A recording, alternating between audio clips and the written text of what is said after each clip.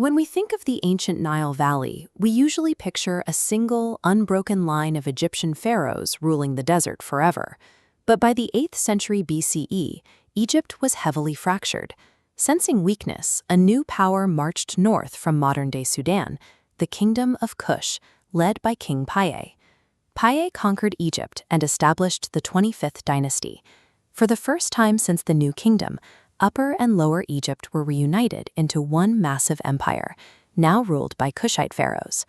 Under rulers like Taharqa, this united empire prospered. They launched a massive wave of construction across the empire, even reviving the long-dead tradition of building huge pyramids. Then a dangerous rival appeared from Mesopotamia, the Neo-Assyrian Empire. Equipped with advanced military tactics and iron weapons, the Assyrians overwhelmed the 25th dynasty.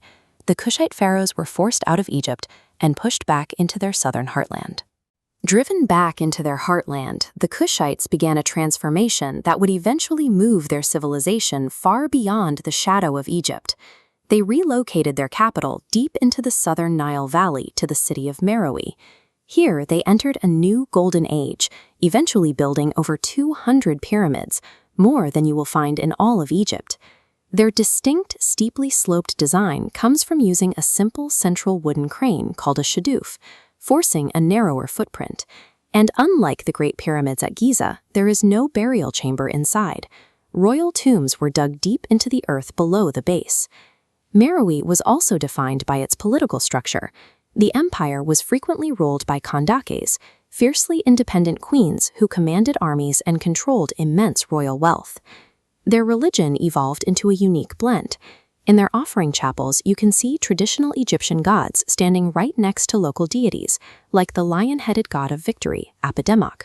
Meroë reached its peak as a self-contained empire, operating under its own architectural and political logic. But as Meroë flourished, a new power was taking shape to the southeast, in the Ethiopian highlands, the Aksumite Empire.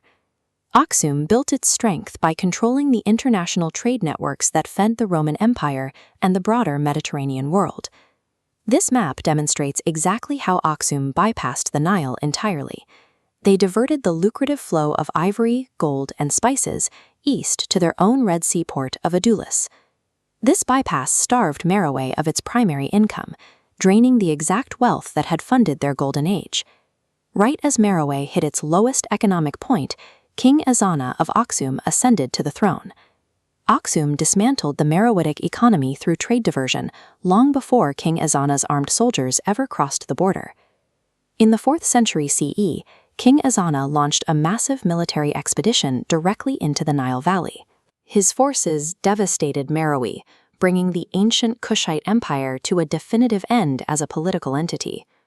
Around 333 CE, Ezana adopted Christianity, a decision that redefined the empire's internal identity and external alliances. We can actually track this transformation in the archaeological record by looking at Aksumite currency. Halfway through his reign, the traditional crescent and disc symbol disappears from the coins entirely, replaced by the Christian cross. This religious shift forged deep commercial and cultural ties with the Roman and Byzantine empires, cementing Aksum's prosperity. It also laid a cultural bedrock in the Horn of Africa that would last for centuries, inspiring the monumental rock-hewn churches of later civilizations like the Zagwe dynasty. The map of ancient African power was a multi-millennium relay race, where wealth and innovation moved steadily south, away from the Egyptian delta, and toward the highlands.